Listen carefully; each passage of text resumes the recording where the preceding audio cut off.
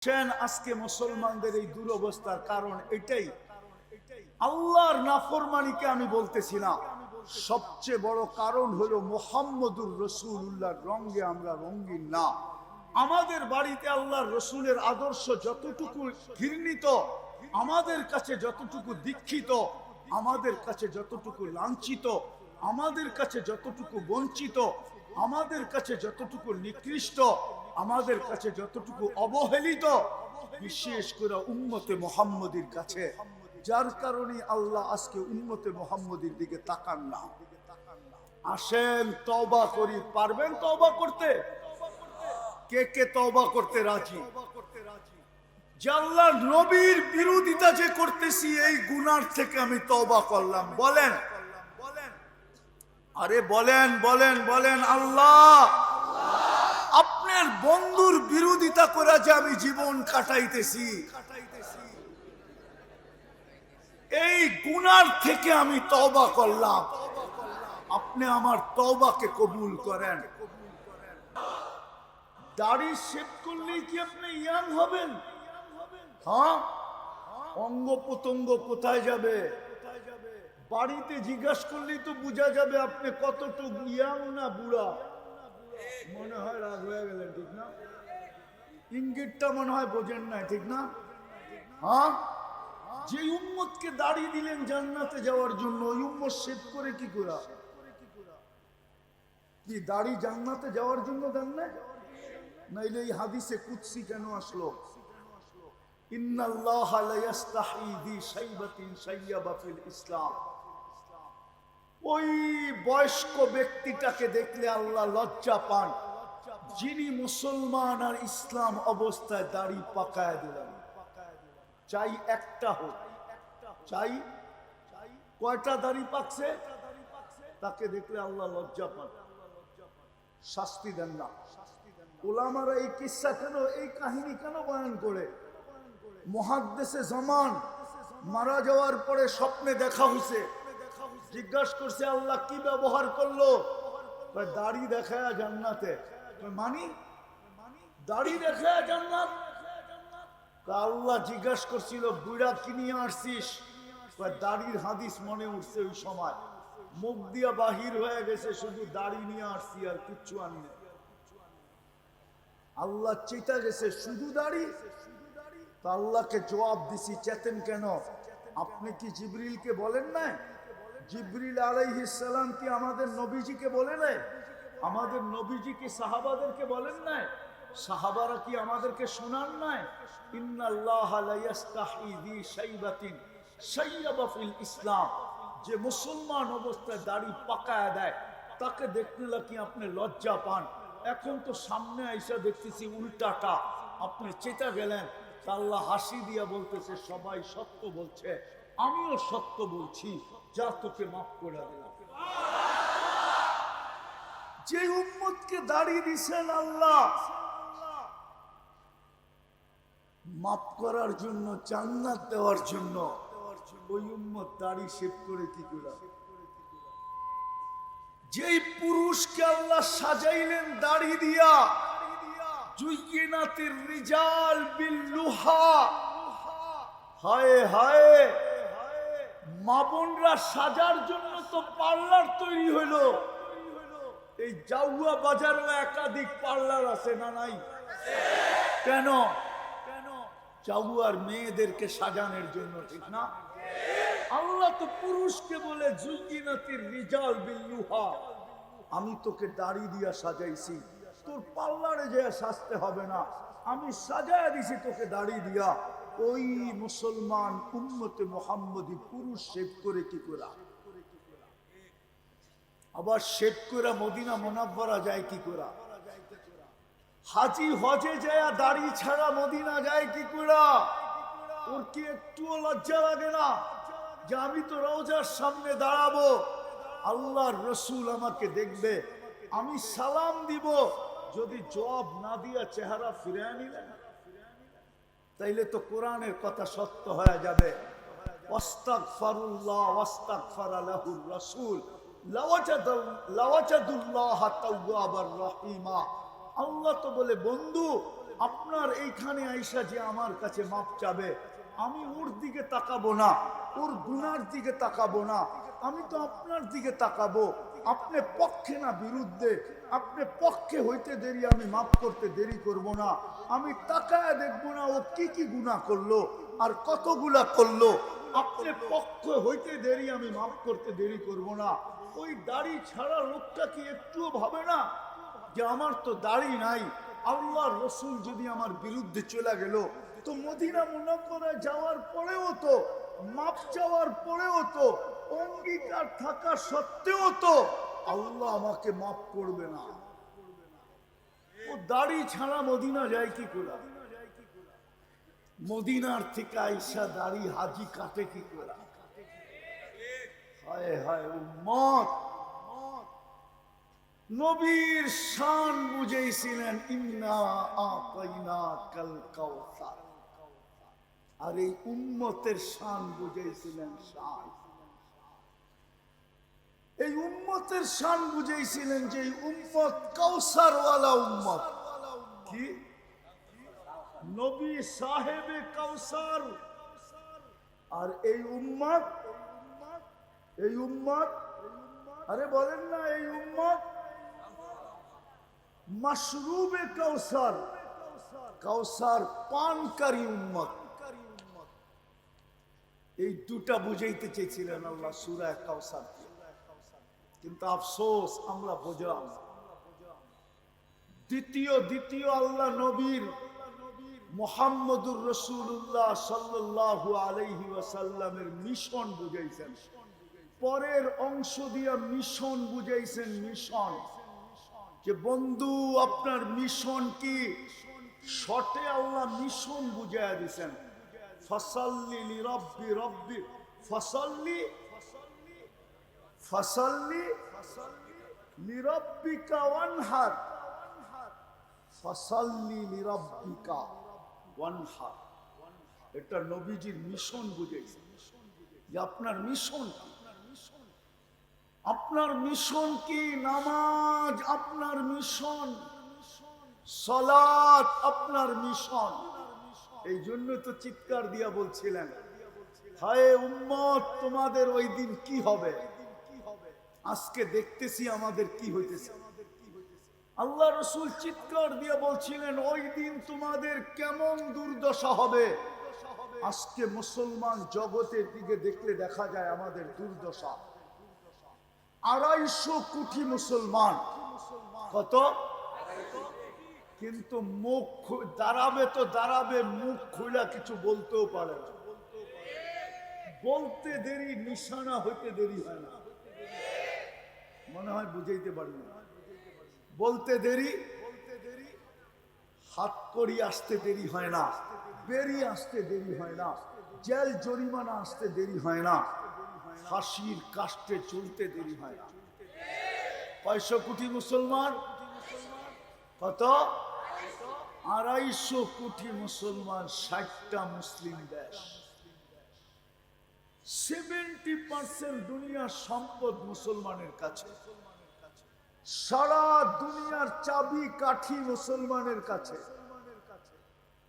কয়েকটা কারণে, কারণ দেখাইতেছি, নোট করে রাখেন, কাজে দিবে। মুসলমানের চেয়ে বেশি আইটেম দুনিয়ার কেউ খায় না। মনে হয় আপনাদের বিশ্বাস হয় না। মুসলমানের চেয়ে বেশি আইটেম দুনিয়ার কেউ 20 আইটেম হওয়ার পরেও শেষ 2 আইটেম লাগবেই লাগবো, ঠিক না? বলবো না রাগ হয়ে যাবেন? হ্যাঁ, একটা ট্যাঙ্গা লাগবেই লাগবো, ঠিক না? হুজুরও রাগ হয়ে গেছে। একটা কি লাগবো? ট্যাঙ্গা লাগবেই লাগবো, ঠিক না? আর আরেকটা কি? বিন্নি ভাত লাগবেই লাগবো, ঠিক না? নাইলে তো দাওয়াত পূর্ণ হবে না। হবে নাকি? না খাওয়া পূর্ণ হবে? মুসলমানের চেয়ে বেশি আইটেম দুনিয়ার কেউ খায় না। আমি দুনিয়া ঘুরা বলতেছি, বাংলাদেশে বসা না, মিডিয়া দেখা না। মুসলমানের চেয়ে বেশি আইটেম দুনিয়ায় কেউ খায় না। মুসলমানের চেয়ে কাপড় চোপড় দুনিয়ায় বেশি কেউ পরে না। মুসলমানের চেয়ে ব্র্যান্ড দুনিয়ার কেউ ব্যবহার করে না। কি ব্র্যান্ড বোঝেন? ব্র্যান্ড, ব্র্যান্ডের জিনিস মুসলমানের চেয়ে বেশি কেউ ব্যবহার করে না। কটা বললাম? মুসলমানের চেয়ে বেশি প্রসাধনী দুনিয়ার কেউ ব্যবহার করে না। প্রসাধনী বোঝেন তো? সাজগোজের জিনিস দুনিয়ার কেউ বেশি ব্যবহার করে না। মুসলমানের চেয়ে বেশি সোনা দানা দুনিয়ার কেউ পড়ে না। পাঁচটা বললাম, পাঁচটা, আরো 5 ডজন বলা যায়। বিদায় এই কথা সত্য, সারা দুনিয়ার চাবিকাঠি মুসলমানদের কাছে ছিল। ইচ্ছা করলে 1 ঘন্টার ভিতরে সারা দুনিয়াকে মুসলমান অফ করে দিতে পারে। যারা বলে আমরা সবচেয়ে উন্নত, মুসলমান ইচ্ছা করলে কৌশলগতভাবে 1 ঘন্টায় ওদেরকে লকডাউন করে দিতে পারে। কিন্তু বিলার গলায় ঘন্টা বাঁধবে কে? মুসলমানের কর্ণধারটাই তো ঠিক না। ওরাই তো বিক্রি হয়ে গেছে, ওরাই তো বিকৃত, ওরাই বিক্রি হয়ে গেছে। কে চাবি ঘুরাবে? মুসলমানদের কর্ণধাররা তো ঠিক না। তো যেটা আমি বুঝাইতেছিলাম, দ্বিতীয় পর্বে আল্লাহর রসুলকে আল্লাহ মিশন বুঝাইছেন। আল্লাহ মিশন বুঝাইছেন, ফাসাল্লি, আপনি নামাজ পড়েন, নামাজ আপনার মিশন। এটাই যে মিশন, এটার একটা প্রমাণও দিতেছি। সমস্ত আহকামের মধ্যে আল্লাহ মাধ্যম রাখছেন। কি রাখছেন? মাধ্যম মনে হয় বুঝাইতে পারি না। মাধ্যম রাখছেন জিবরিল আলাইহিস সালামের মাধ্যমে। কিন্তু নামাজের বেলা আল্লাহ বলছে, বন্ধু এইখানে মাধ্যম রাখতে চাই না, এইখানে হ্যান্ড টু হ্যান্ড দিতে চাই। হ্যান্ড টু আমার কুদরতি হাতের থেকে আপনার পবিত্র হাতে যাবে, আরো সে উঠা চলে আসে। এই জন্য মেরাজ, এই জন্য মেরাজ, আরো সে চলে আসেন। এটার ভিতরে আমি মাধ্যম রাখতে চাই না, মধ্যখানে কেউ থাকুক এটা আমি চাই না, কারো হাতের ছোঁয়া লাগুক এটা আমি চাই না। সবগুলা মাধ্যম জিবরিলের মাধ্যমে দিছি, আমি মানি, কিন্তু নামাজটা আমি জিবরিলের মাধ্যমে দিতে চাই না। কেননা এটা আপনার জীবনের মিশন, এটা আপনার জীবনের, আপনার উম্মতের জীবনের মিশন এটা। বিদায় চলে আসেন, হ্যান্ড টু হ্যান্ড দিব। তো তৃতীয় আল্লাহর আদেশ হলো আনসিতু, পরিবেশটাকে বিলকুল নীরব নির্জুম রাখো। আল্লাহর হুকুম যদি তাফসীরুল কোরআন মাহফিলে না মানতে পারি, তাইলে বাহিরে যায়া মানা সম্ভব হবে না। পরিবেশের ভিতরে যদি না মানতে পারলাম, তাইলে পরিবেশের বাহিরে তো মানার প্রশ্নই ওঠে না। পরিবেশের ভিতরে যদি মানলাম, তাইলে কোরআনে ইঙ্গিত আছে লাআল্লাকুম তুরহামুন। হতে পারে না, নিঃসন্দেহে পরিবেশের বাহিরেও আল্লাহর হুকুম মানার তৌফিক আল্লাহ দিবে। এই জন্য আবারও অনুরোধ থাকবে, বিলকুল মনোযোগ দিয়ে শুনবো, আর পরিবেশটাকে বিলকুল নীরব নির্জুম রাখবো। কিন্তু এখানে একটা কথা আছে, শয়তান আমাদেরকে মনোযোগ দিতেও দিবে না, আর পরিবেশটাকে নীরব নির্জুম রাখতেও দিবে না। এক তো বিলকুল রাস্তার সাথে গাড়ি ঘোড়ার হইহুল্লা চলতেই থাকবে, দ্বিতীয় শয়তানও আমাদেরকে দিবে না, কেননা শয়তান আমাদের কারণেই বিতাড়িত। মানুষের অস্তিত্ব যদি না হইতো তাহলে শয়তান কোনোদিন বিতাড়িত হতো না। মানুষের অস্তিত্বের কারণেই শয়তান চির বিতাড়িত। আর যতদিন মানুষ ছিল না শয়তান বিতাড়িত ছিল না, বড় বড় পদে পদস্থ ছিল। এক দুটা দেখাই, সপ্তম আকাশে শয়তানকে ডাকা হতো আযাযিল নামে, আর ওই উপাধি নিয়েই শেখ সাদী রহমতুল্লাহ আলাইহি কবিতা লেখছেন, যেটা আমাদের মাদ্রাসার পাঠ্যপুস্তকে আছে। আগের যুগে কারিমা পড়ে নাই এরকম কোনো আলেম নাই, এখন হয়তো কারিমা পড়ানো হয় না। একটা কিতাবের নাম কারিমা, ওইখানে একটা কবিতা আছে, তাকাব্বর আযাযিল রাখারে কর। ওই আযাযিল শব্দ নিয়ে আয়েশা কবিতা রচনা করছেন, যে এত সম্মানিত ব্যক্তি বিতাড়িত হয়ে গেল। বিদায় আমাদের কারণে যখন বিতাড়িত, আর ও আল্লাহর কাছে অঙ্গীকার করে আসছে যে যাদের কারণে আমি বিতাড়িত একজনকেও আমি শান্তিতে বাস করতে দিব না। এই পাওয়ার কিন্তু আল্লাহর কাছ থেকে নিয়ে আসছে, লা উগবিয়ান্না ইবাদাকা আজমাইন। কোরআন এটাই বলে, সবাইকে গুমরাহ করে ছেড়া দিব। আবার কোনো খারাপ জায়গায় বসে থেকে গুমরাহ করবে না। ও এটাও বলে আসছে কোথায় বৈশা গুমরাহ করবে। একটা হলো খারাপ জায়গায় বৈশা যদি গুমরাহ করে তাইলে চোখে দেখা যায় যে ও খারাপ জায়গায় বসে আছে, কিন্তু আল্লাহকে বলে আসছে লা আকুদান্না আলা সিরাতিকাল মুস্তাকিম। আমি এমন জায়গায় বসবো কেউ বুঝতেই পারবে না যে আমার ভিতরে খারাপ আছে, বা আমি খারাপ জায়গায় আছি, বা আমার খারাপ মনোভাব আছে, বা আমার খারাপের কোনো চিহ্ন আমার কাছে আছে, এটা কাউকে বুঝতেই দিব না। লা আকুদান্না আলা সিরাতিকাল মুস্তাকিম। আমি বিলকুল সিরাতে মুস্তাকিমের চৌরাস্তায় বসবো। ওইখান থেকে বৈশা কাউকে ভাবতেই দিব না যে আমি আসলে শয়তান,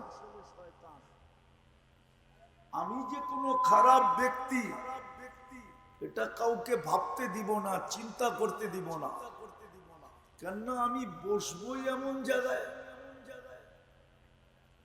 চোরও যদি মসজিদে বসে থাকে তো মানুষ মনে করে ভালো মানুষ, নাইলে মসজিদে কেন বসে আছে? মসজিদে তো ভালো মানুষ বসে। বিদায় ও আল্লাহকে বলে আসছে আমি কাউকে সুযোগ দিব না আমার ব্যাপারে উল্টা পাল্টা ভাবার সুযোগই দিব না। আমি হেদায়েতের চৌরাস্তায় বসবো। আপনি প্রশ্ন করবেন ওইখানে বসে গুমরাহ করবে কি করে? তাইলে একটা উদাহরণ দেই। ও বলে আমি ওইখান থেকে বৈশা তাশকিল করব। তাশকিল তাবলীগালারা তাশকিল করে না? আরে আমার কথা বোঝেন? লাউড স্পিকার উল্টা পাল্টা করতেছে, অবাগা আসছে রেখা।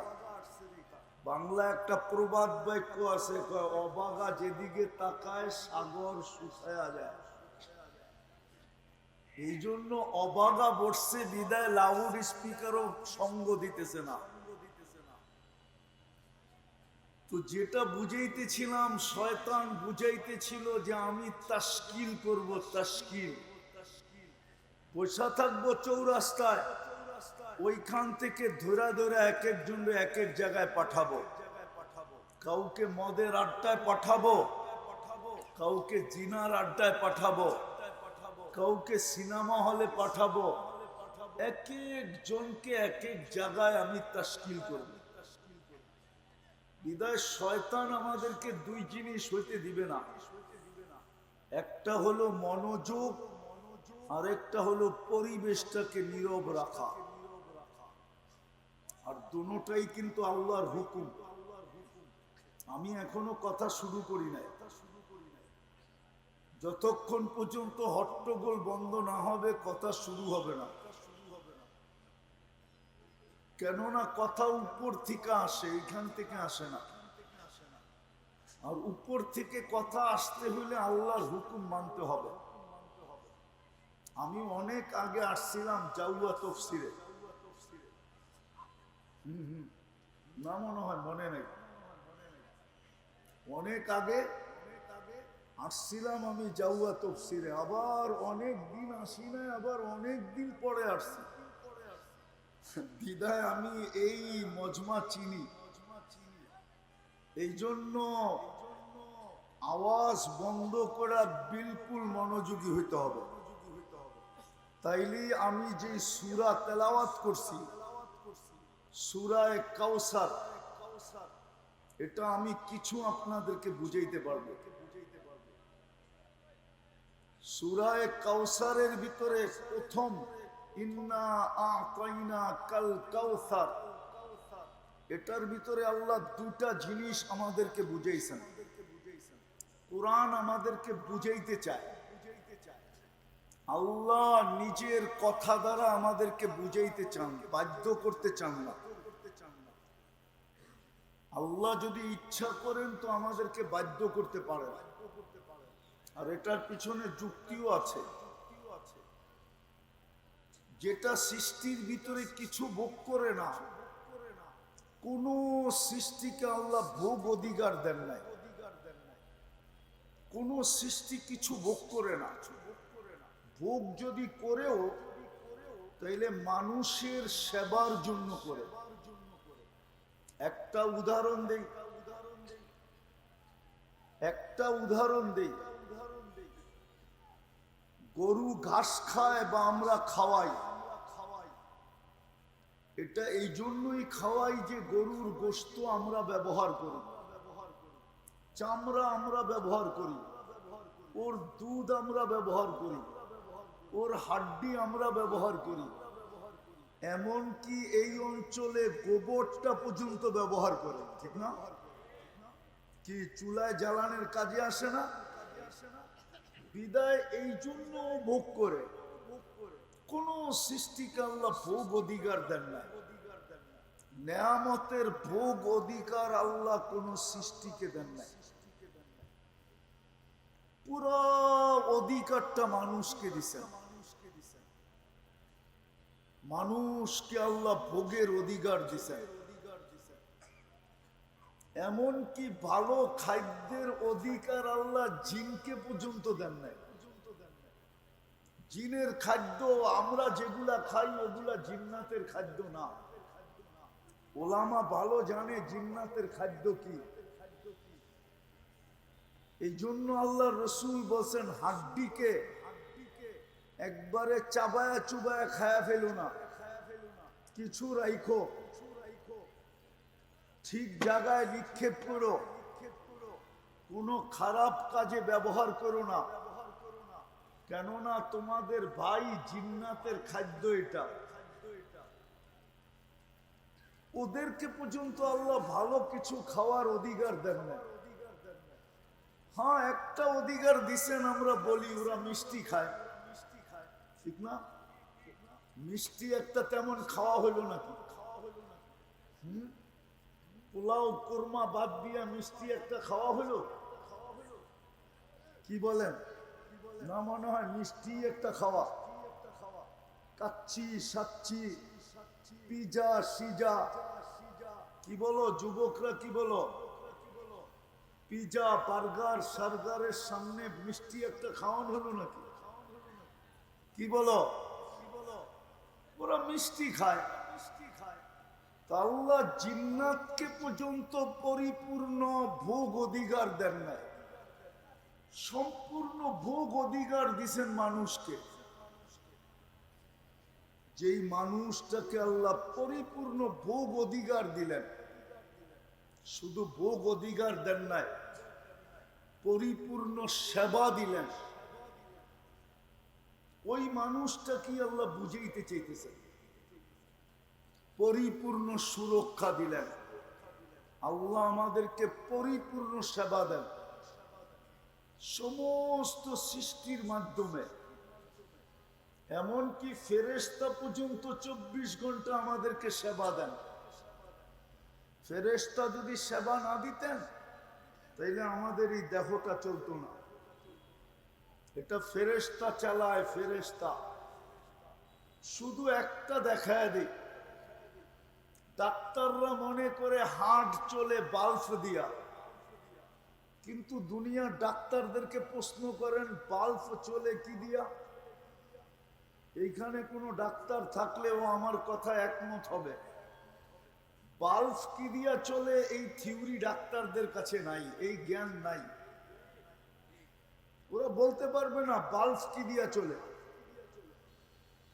কিন্তু আল্লাহ বলে আলা ইন্না কলবি ইবনে আদম মালাইকাতুম মুআক্কালা, আমাদের হাড়ের উপরে একজন ফেরেশতা নির্ধারিত আছে যে হাড়কে পাঁচ করে, পাঁচ পাঁচ বোঝেন? চিপ দেয়, রক্ত বাহির হয়ে যায়, আবার ছেড়ে দেয়, আবার রক্ত ভিতরে ঢুকে যায়। এইভাবে হার্ট চলতে থাকে। এরকম প্রত্যেক অঙ্গের উপরে ফেরেশতা নির্ধারিত আছে বডিটাকে চালানোর জন্য। শ্বাসের উপরে একজন ফেরেশতা নির্ধারিত আছে যে প্রত্যেক শ্বাসে আল্লাহকে বলে আমসিক আও আতরুক, আল্লাহ বন্ধ করে দিব না খোলা রাখবো। তো আল্লাহ প্রত্যেকবার মেসেজ পাঠায় উতরুক ওয়ালি আবদি আজাল, খোলা রাখ, আমার বন্দার জন্য সীমা রেখা দেওয়া আছে। যেই দিন সীমা রেখায় পা দিবে ওই দিন তোমাকে আমরা বলবো ছাড়বে তো আর টানতে দিবে না, টানবে তো আর ছাড়তে দিবে না। ছাড়বে তো টানতে দিবে না, টানবে তো আর ছাড়তে দিবে না। এই জন্য মানুষ শ্বাস ছাইরা মরে অথবা শ্বাস টাইনা মরে। টানলো আর ছাড়তে দিল না, অফ করে দিল, অফ, শেষ। আবার এটাও সত্য, মানুষের মৃত্যু কারণ দ্বারাই হবে, কারণহীন মানুষের মৃত্যু হবে না। আর কারণটা হওয়ারও একটা কারণ আছে। কিতাবে পাওয়া যায় মালাকুল মউতকে যখন আল্লাহ মানুষকে সৃষ্টিকে নিয়ে যাওয়ার দায় দায়িত্ব দেন, বিশেষ করে মানুষকে, তো মালাকুল মউত ভাবতে ছিল মানুষ আমাকে গালি না বানায় দেয়। কেননা আমি ডেলি কোনো না কোনো এলাকার থেকে একজন না, দুইজন না, তিনজন না, পাঁচজন না আমি উঠায় নিয়ে আসব। মানুষ তো সারাদিন আমার চর্চা করতে থাকবে যে এই লোকটার কোনো কাম নাই, খালি আমাদের এলাকায় আসে আর নিয়ে যায়। মানুষ আমাকে নিয়ে সমালোচনা করবে। আল্লাহ তো দিলের ব্যাজ জানেন, তা আল্লাহ প্রতি উত্তরে মালাকুল মউতকে বলছে সাআজআলু লিল মউতি সাবাবা, আমি মৃত্যুর কারণ বানায় দিব। ইয়াযকুরু সাবাব ওয়া ইয়ানসা, মানুষ কারণ নিয়ে আলোচনা করবে, তোমার নাম ভুলেও কেউ নিবে না। কি আমরা কি ভুলে মালাকুল মউতের নাম নেই যে উনি নিয়ে গেছে? শুধু কারণ নিয়ে আলোচনা, ঠিক না? সত্য তো? কি মিল আছে না মিল নাই? করুণার সময় চিৎকার চলতেছিল করুণা করুণা করুণা।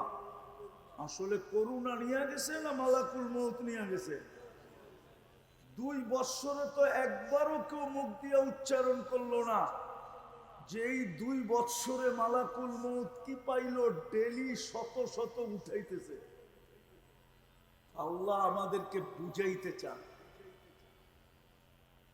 ইন্না আতাইনা দারা, ইন্না আতাইনা কাল কাউসার, সূরা কাউসারের 3টা পাঠ আছে, 3টা পাঠ।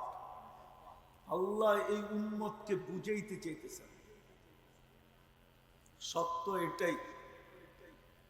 আর বুঝানোর অর্থ এটাই, আল্লাহর সাথে এই উম্মতের সবচেয়ে বেশি ইয়ারি।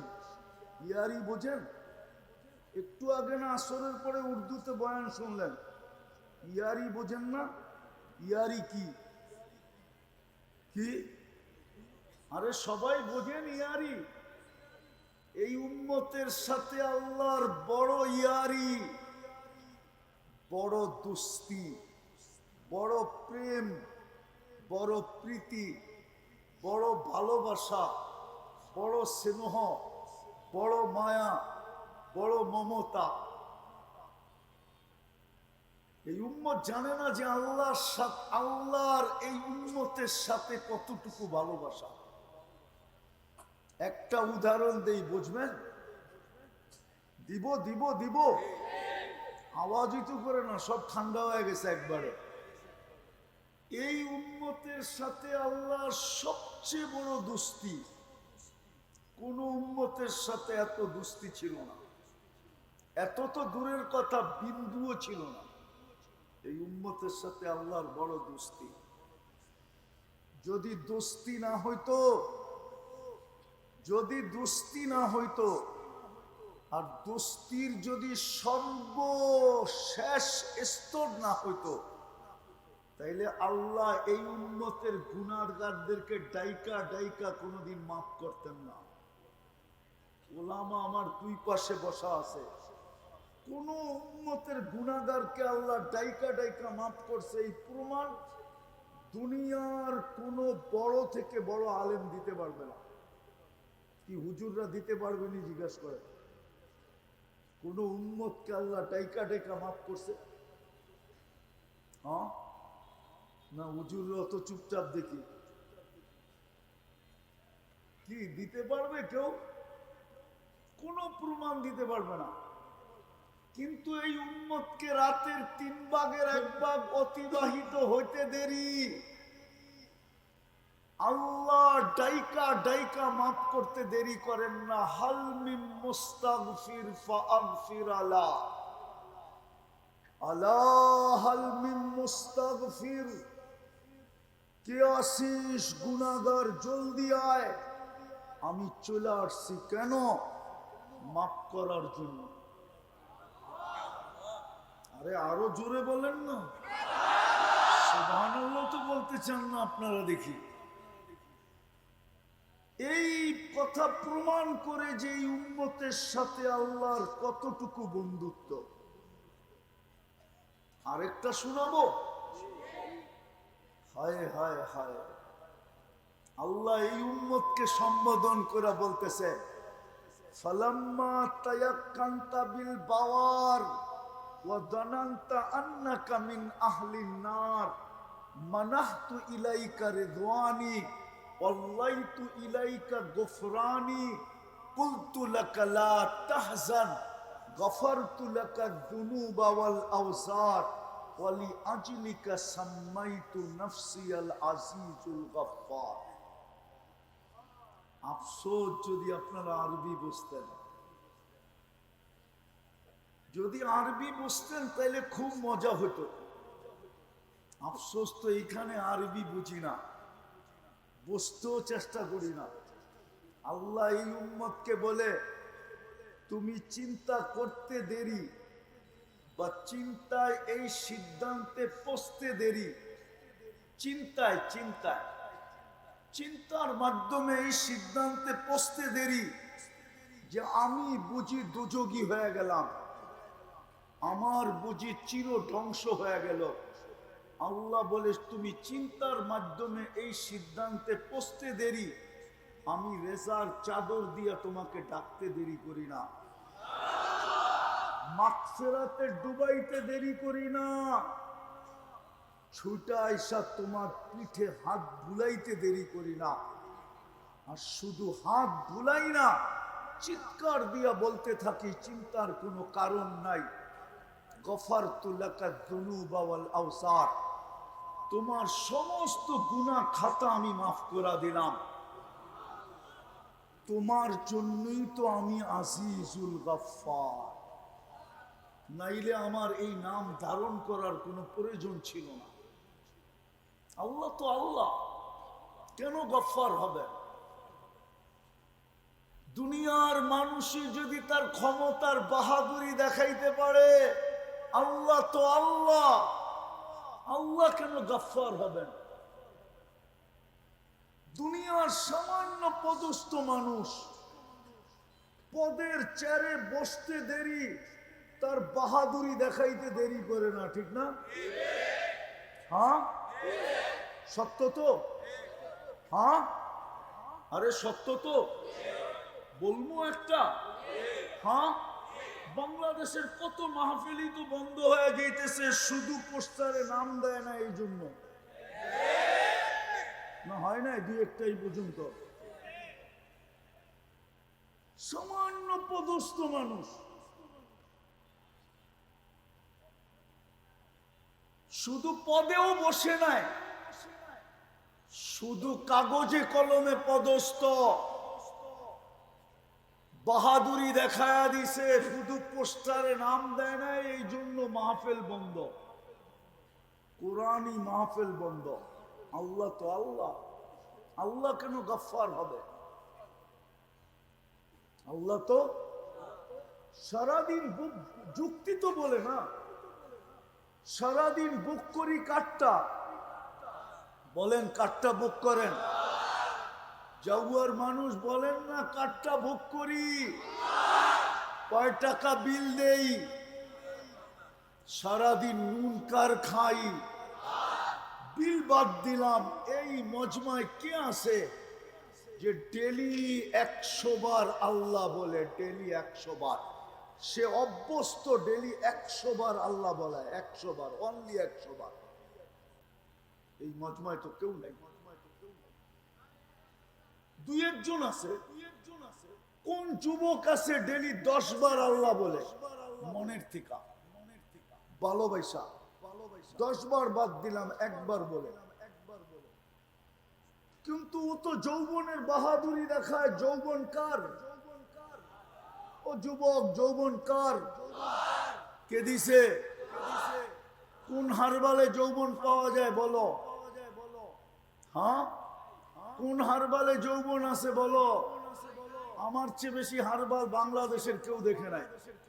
আমি 103টা দেশের হারবাল দেখছি, আমি কোথাও টোকায় হারবাল পাই নাই। বলে আপনি হারবাল যৌবন টোকাইলেন কেন? এটা জানার জন্য যে কোনো হারবালে যৌবন আছে কিনা, তাইলে একটা এজেন্সি বাংলাদেশে নেওয়া যায় কিনা। আমাদের যুবকদের যেইভাবে যৌবন মাটিতে মিশতেছে, যদি কোনো হারবালে যৌবন পাওয়া যেত তো আমিও একটা এজেন্সি খুলতাম, যুবকদের কিছু কাজে লাগতো। কেননা ওদের যৌবন তো মাটিতে মিশতেছে দুই জিনিস দিয়া, একটা হলো মাদক দিয়া, আর আরেকটা হলো ইন্টারনেট দিয়া। ইন্টারনেটের কারণে ওদের যৌবন মাটিতে মিশা যাইতেছে। যদি বলেন প্রমাণ কি, তো প্রমাণ দিমু না রাগ হয়ে যাবে যুবকরা? দিমু, দিমু। যৌবন মাটিতে মিশা যাওয়ার প্রমাণ এইটাই যে ওরা 2, 4, 10 বার ডেলি মোবাইলে টাচ করে চুমা দেয়, সিগান দেয় কিনা, এটাই প্রমাণ হইলো ওদের যৌবন মাটিতে মিশা যেতেছে। দিন দিন যৌবন কমতেছে, ওদের কমতেছে। এই জন্যই তো হারবাল শুধু দোকান খোলা বিক্রি হইতেছে না, অনলাইনে মুড়ির মতো বিক্রি হইতেছে, ঠিক না? যুবকরা চুপে চুপে এখনই খাওয়া শুরু করছে।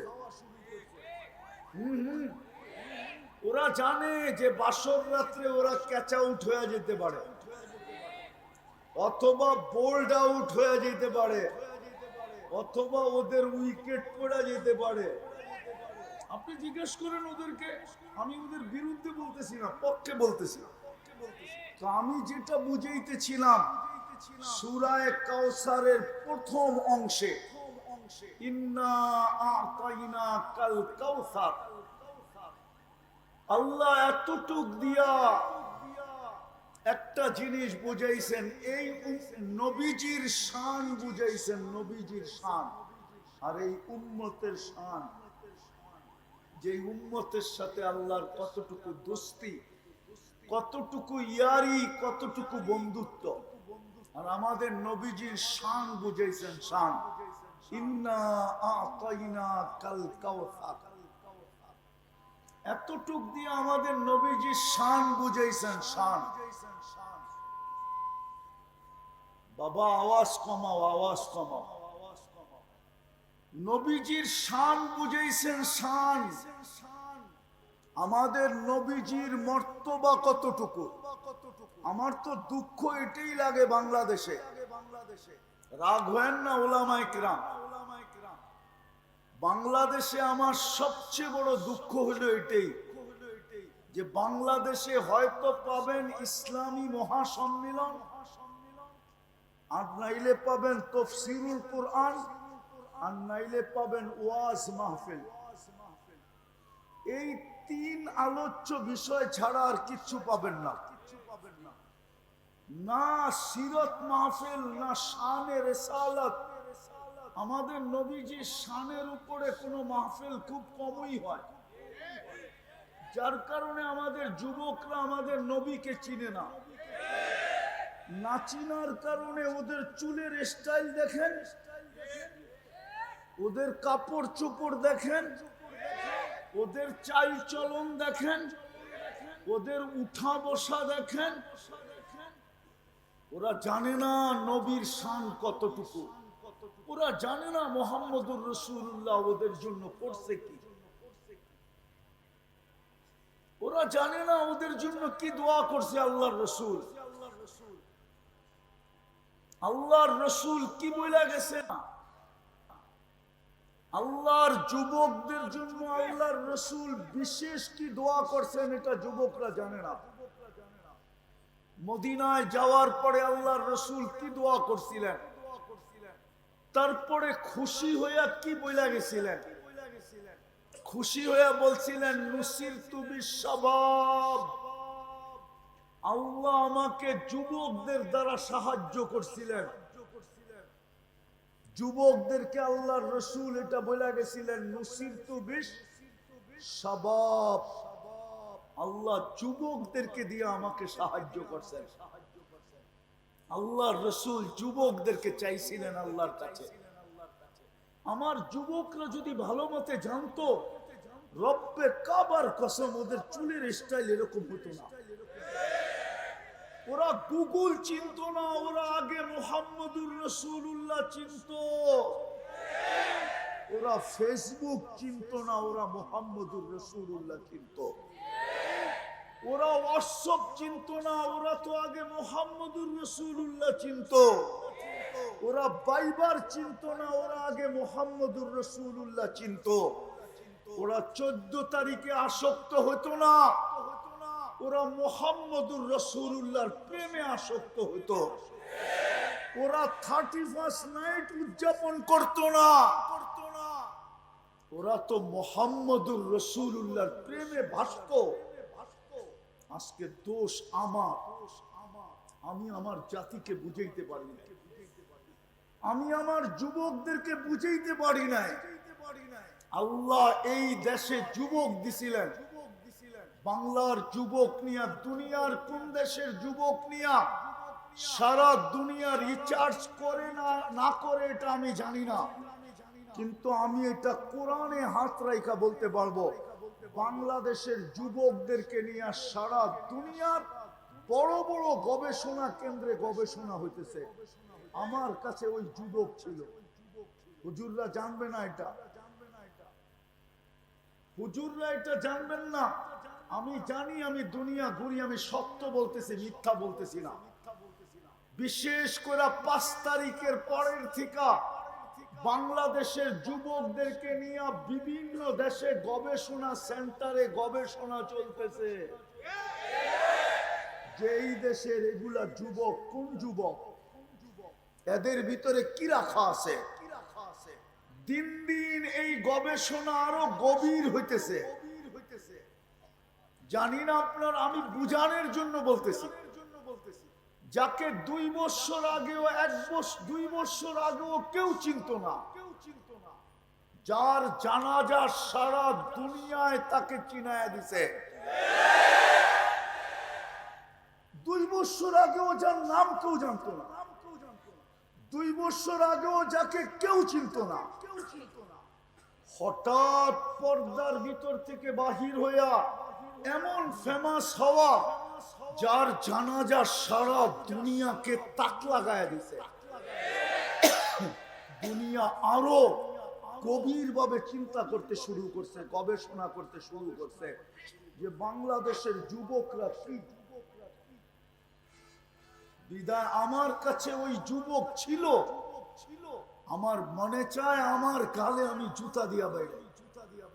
আমি আমার যুবকদেরকে চিনলাম না, আমি আমার যুবকদেরকে বুঝাইতে পারলাম না। যদি মুহাম্মদুর রাসূলুল্লাহ ওরা চিনত, তাহলে কোনদিন ওদের চুলের স্টাইল এরকম হতো না, ওদের চালচলন এরকম হতো না। ওরা ফেসবুক চিনত না, ওরা তো চিনত মুহাম্মদুর রাসূলুল্লাহকে। আমাদের রসুলের কত বড় শান। যুবকদের জন্য রসুল কি বলছে, যুবকদের জন্য রসুল কি দোয়া করছে, আমার যুবকরা জানে না। ওদের জন্য কতটুকু চোখের পানি ঝরাইছে ওরা জানে না। আমি আমার যুবকদেরকে বুঝাইতে পারি না। কেননা আলোচ্য বিষয় তো নাই, শানে রিসালত তো নাই। শানে রিসালত থাকলে বুঝানো যেত, সিরাত মাহফিল থাকলে বুঝানো যেত। উলামাদের পায়ে হাত দিয়া বলি, রাগ হয়েন না। আমার জাতি উলামাদের শান জানে না, আমার জাতি উলামাদের প্রয়োজনীয়তা জানে না। কাল কিয়ামতে উলামা কতটুকু কাজে লাগবে আমার জাতি জানে না। যদি জানতো, তাহলে মসজিদের কমিটি কোনোদিন ইমামকে কানে ধরে ঘুরাইতো না, মাদ্রাসার কমিটি কোনোদিন মাদ্রাসার মানুষদের উস্তাদদেরকে কানে ধরে ঘুরাইতো না।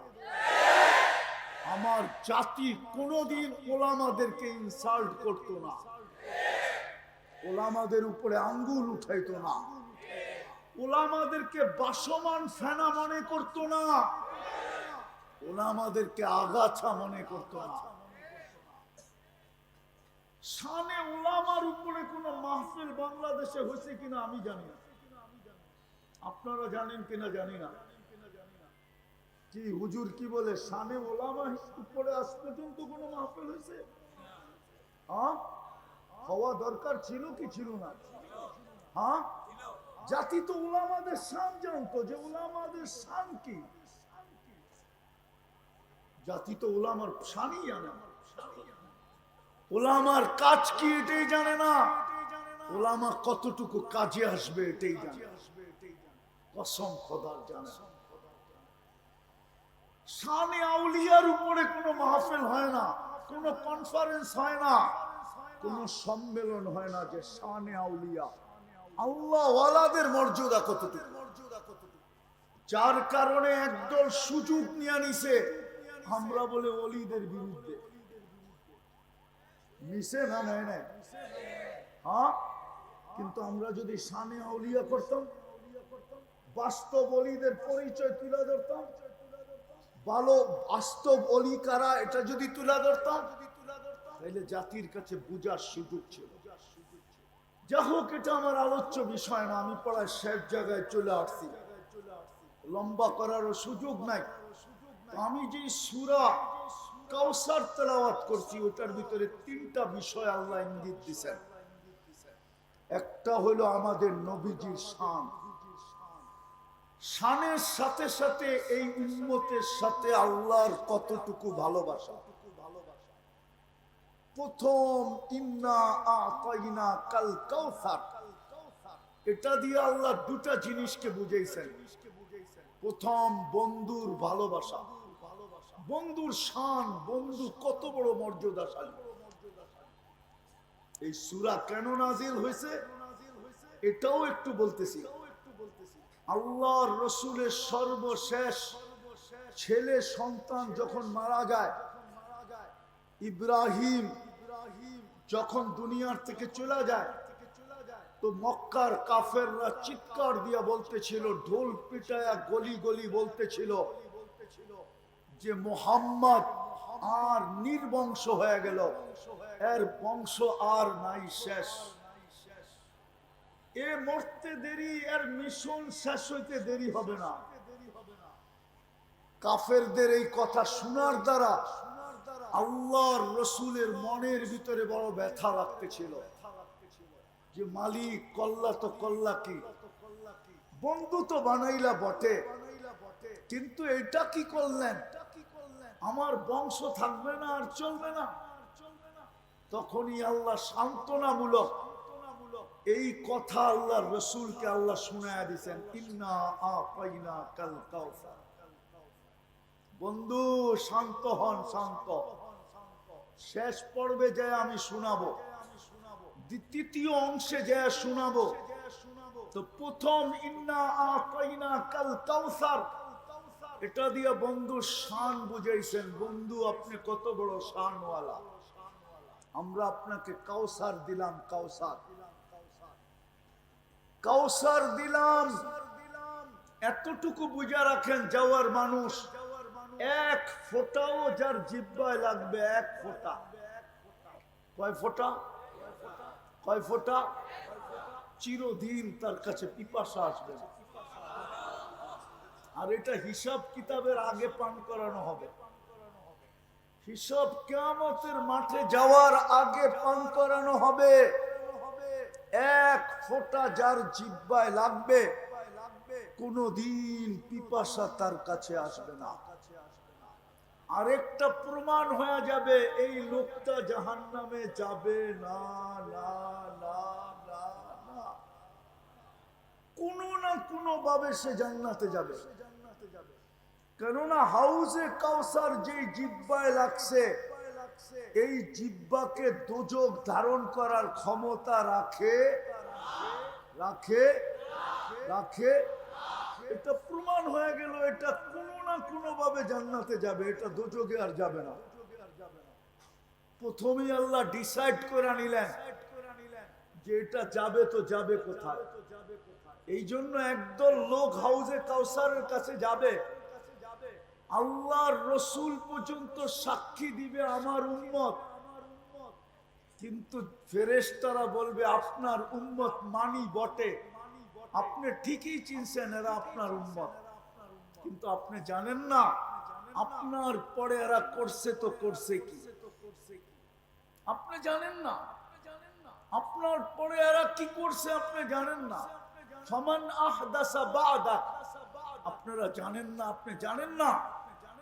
যেমন আজকে আমাদের এই যুবকদের কাছে 500 টাকার চুল কাটানো পছন্দ, কিন্তু 50 টাকা দিয়ে নবীর আদর্শে চুল কাটানো এদের কাছে পছন্দ না। এদের প্রত্যেকের চুল কাটতে এই জাউয়াতেও 500 টাকা লাগে, জিজ্ঞাসা করেন। কেননা সব ডিজাইন নেটের থেকে নিয়া। ফেরেশতারা এটাই বলবে আপনি জানেন না আপনার পরে কি করছে এরা, আমরা মানি এরা আপনার উম্মত, কিন্তু আপনি জানেন না ফামান আহদাসা বা'দা, আপনার পরে এদের কাছে কি পছন্দনীয় ছিল আপনি জানেন না। আমি একটা দেখাইলাম, যুবকদের কাছে নবীর আদর্শে চুল কাটা পছন্দ না, যুবতীদের কাছে নবীর আদর্শে বোরকা পরা বাড়ির থেকে বাহির হওয়া পছন্দ না, নারীদের কাছে নবীর পর্দা পছন্দ না। নাইলে যেই উম্মতকে দাড়ি দিলেন জান্নাতে যাওয়ার জন্য, ওই উম্মত দাড়ি শেভ করে কি করে, আপনি আমাকে বুঝান।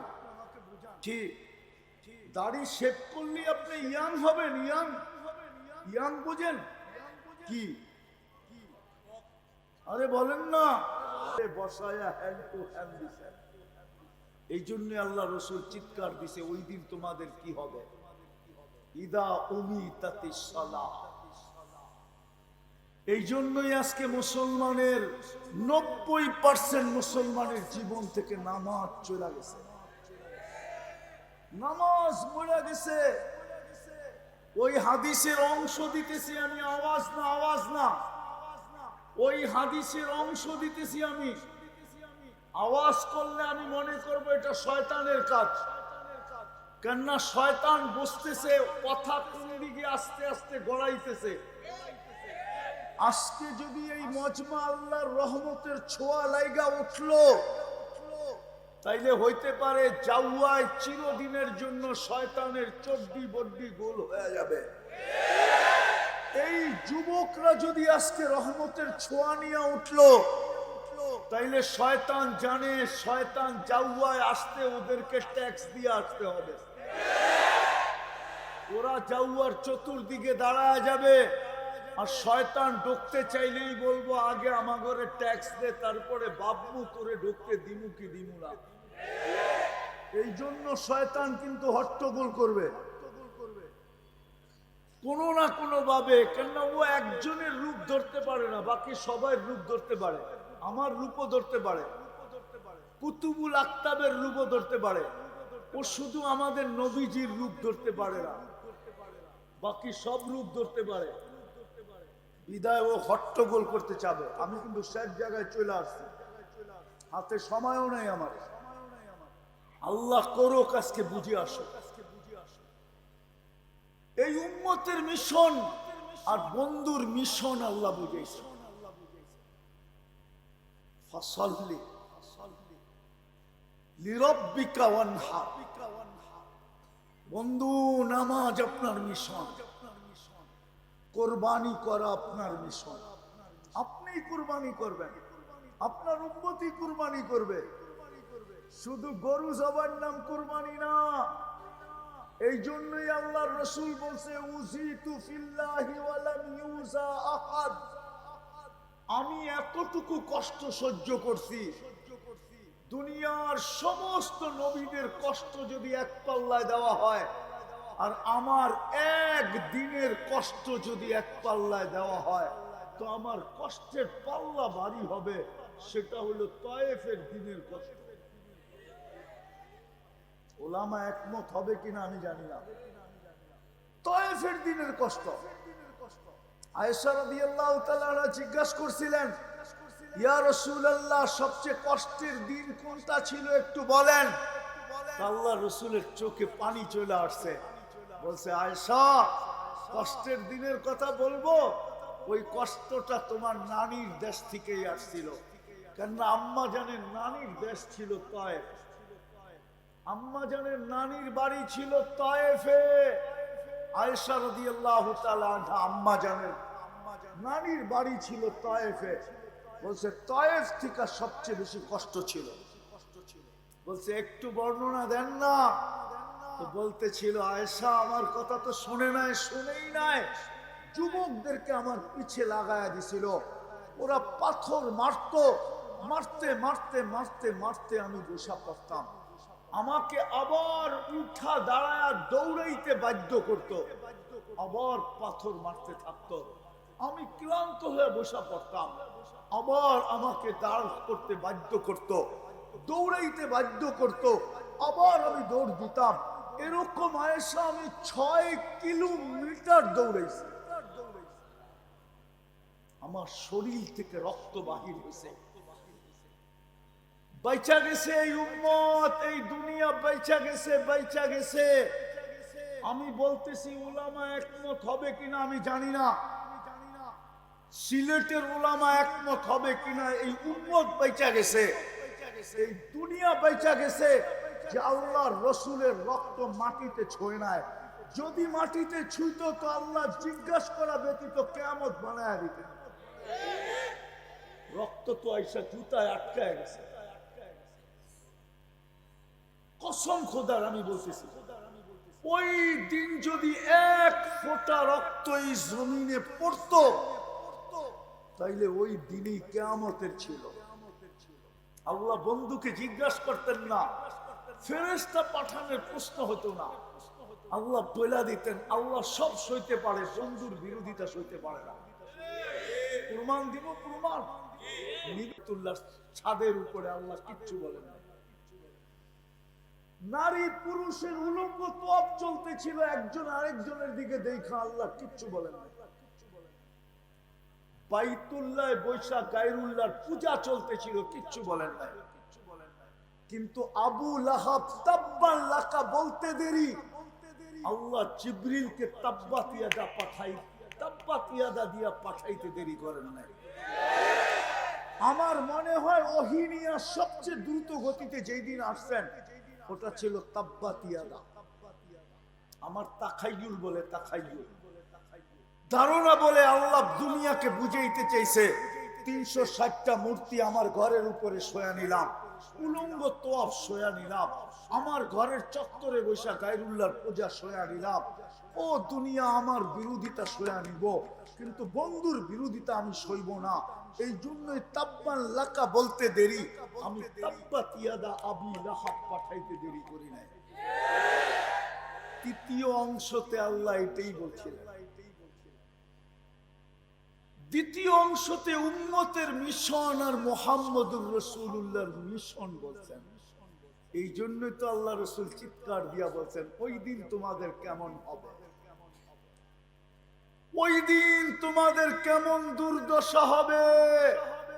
70% সম্পদ তোমাদের পায়ের নিচে, 250 কোটি তোমাদের সংখ্যা, 60টা মুসলিম দেশ তোমাদের কাছে, দুনিয়ার চাবি কাঠি আমরা তোমাদের হাতে উঠায় দিছি, তারপরও তোমরা মুখ খুলতে পারো না, তোমরা তাকাইতে পারো না।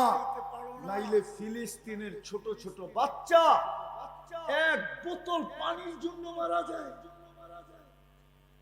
250 কোটি মুসলমান তাকায় তাকায় দেখে, একটা রুটির টুকরার জন্য মারা যায়। ফিলিস্তিনের মতো জমির মাটিতে মিশে। আপনারা ফিলিস্তিন চিনেন না আমার মতো, আপনারা মিডিয়ায় চিনেন ফিলিস্তিন, আমি মিডিয়ায় চিনি না ফিলিস্তিন। আমি 2010-এ ফিলিস্তিনে গেছি, 2010-এ, আজ থেকে 15 বছর আগে। আমার চেয়ে বেশি ফিলিস্তিন কেউ চিনে না, এটা আমি চ্যালেঞ্জ দিয়ে বলবো। আমি চিনি ইব্রাহিম আলাইহিস সালাম কোথায় ঘুমাইতেছে, আমি চিনি মুসা আলাইহিস সালাম কোথায় ঘুমাইতেছে, আমি চিনি মুসা আলাইহিস সালামের শ্বশুর শুআয়ব আলাইহিস সালাম কোথায় ঘুমাইতেছে, আমি চিনি মুসা আলাইহিস সালামের শিষ্য ইউশা বিন নুন কোথায় ঘুমাইতেছে আলাইহিস সালাম। আমি চিনি আল্লাহর রাসূল কোন পাথরে বোরাককে বাঁধছেন, আমি চিনি কোন জায়গায় দাঁড়ায় ইমামতি করছেন 1.25 লক্ষ নবীদের, আমি চিনি কোন পাথরে পিঠ লাগায় আল্লাহ রাসূল খুতবা দিছেন, আমি চিনি কোন জায়গায় 1.25 লক্ষ নবীদের সম্মেলন হয়েছেন, আমি চিনি কোন জায়গার থেকে বোরাক উপরের দিকে টেকআপ করছে। আমি 70 জন নবীর কবর চিহ্নিত কোন জায়গায় চিনি, আমি 45,000 সাহাবা কোথায় কোথায় ঘুমায় আছে ফিলিস্তিনে আমি চিনি। ওই মাটি কেন মাটিতে মিশত, ওই জমিন কেন মাটিতে মিশা যেত, 30 লক্ষ মুসলমানের আর্তনাদ কেন আকাশে পৌঁছত না? একজনের জন্য তো ফেরেশতা আসলো, 30 লক্ষের জন্য কেন ফেরেশতা আসে না? বরং 60 লক্ষের জন্য কেন ফেরেশতা আসে না? বরং 75 লক্ষের জন্য কেন ফেরেশতা আসে না?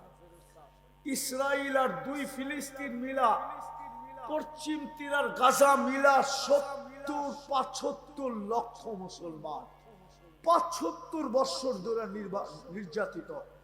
যারা নবীর ভাষায় কথা বলে, মুহাম্মদুর রাসূলুল্লাহর ভাষায় কথা বলে, যারা কোরআনের ভাষায় কথা বলে, যারা জান্নাতের ভাষায় কথা বলে, যারা সাহাবাদের সন্তান, যারা দিয়ারুল আম্বিয়ার বাসিন্দা।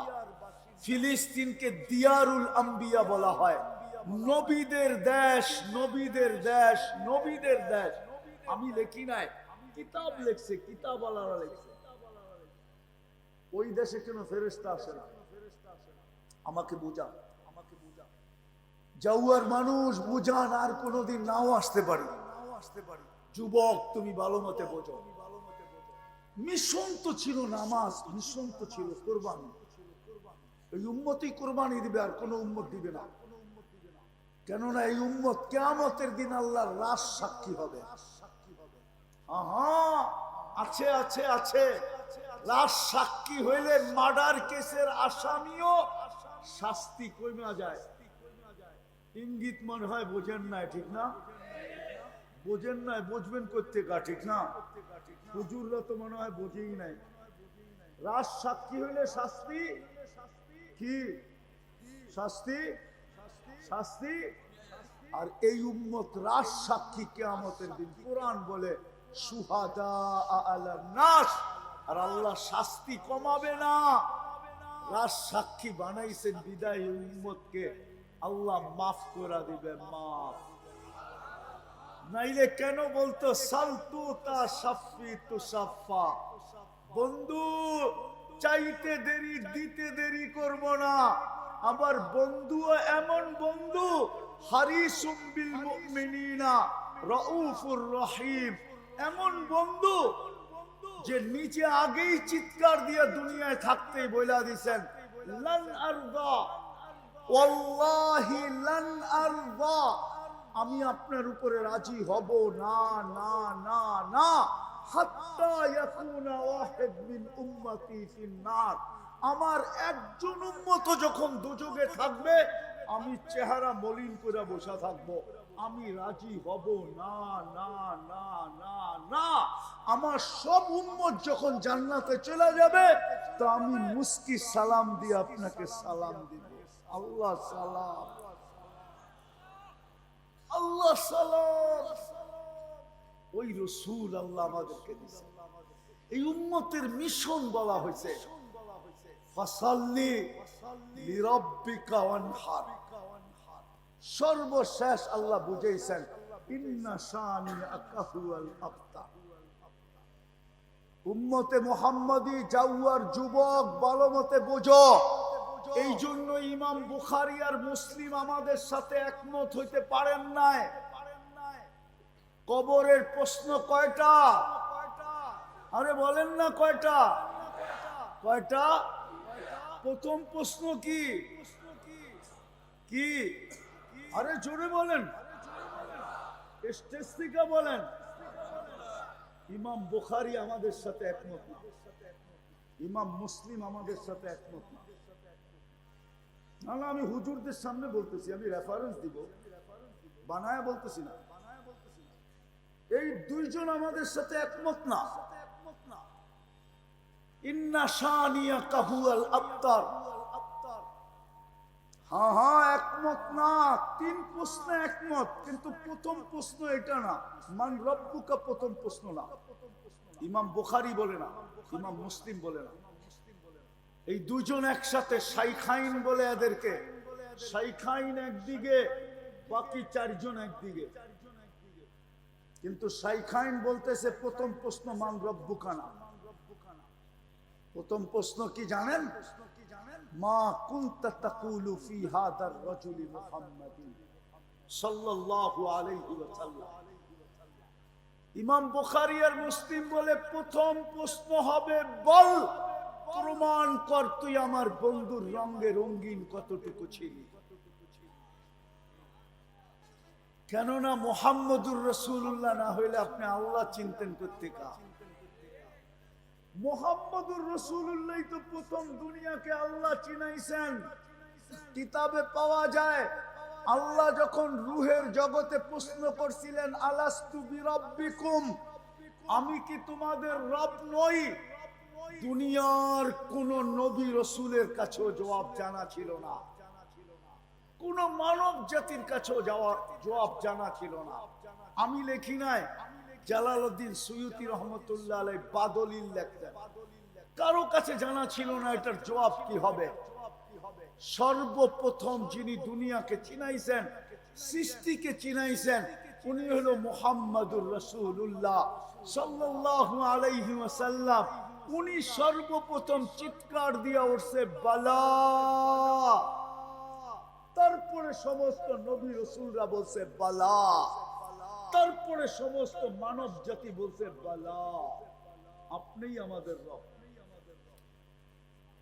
যে রসুল আমাদেরকে রব চিনাইলো, আল্লাহ চিনাইলো, ইমাম বুখারী যুক্তি দেয়, হাদিস দিয়ে যুক্তি দিছে। 1264 নম্বর হাদিস, কিতাবুল জানায়েজ, বুখারী পারা নম্বর 5। আর লম্বা করতে চাইতেছি না, আরো লম্বা করা যায়। উনি প্রথম হাদিস আনছেন, মৃত্যু ব্যক্তিকে দাফন করার পরে আত্মীয় স্বজন যখন ফিরতে থাকে, তো মৃত্যু ব্যক্তি তাদের চলে যাওয়ার, ফিরা যাওয়ার জুতার আওয়াজ শুনতে পায়। তখনই দুই ফেরেশতা আসে, আয়েশা মৃত্যু ব্যক্তিকে প্রথম প্রশ্ন করে, মা কুনতা তাকুলু ফি হাদার রাজুলি মুহাম্মাদিন, বল তুই মুহাম্মদুর রাসূলুল্লাহ রঙে কতটুকু রঙিন ছিলি। দেখা, তোকে যে গ্রিন কার্ড দিছিলাম, ওই কার্ড দেখা, কার্ড। উম্মতে মুহাম্মদী হওয়া মানে green card. American green card না, কানাডিয়ান গ্রিন কার্ড না, ইংল্যান্ডের গ্রিন কার্ড না, ইউরোপের গ্রিন কার্ড না, অস্ট্রেলিয়ার গ্রিন কার্ড না। ও সিলেটের মানুষ ভালো মতে বোঝেন, আমরা তো মানি আমেরিকান গ্রিন কার্ড পাইলেই সিলেট লন্ডন হয়ে গেছে, আমেরিকা হয়ে গেছে, কানাডা হয়ে গেছে। রব্বে কাবার কসম, এই গ্রিন কার্ড না। মুহাম্মদুর রাসূলুল্লাহর উম্মত হওয়া এটা আলাদা গ্রিন কার্ড।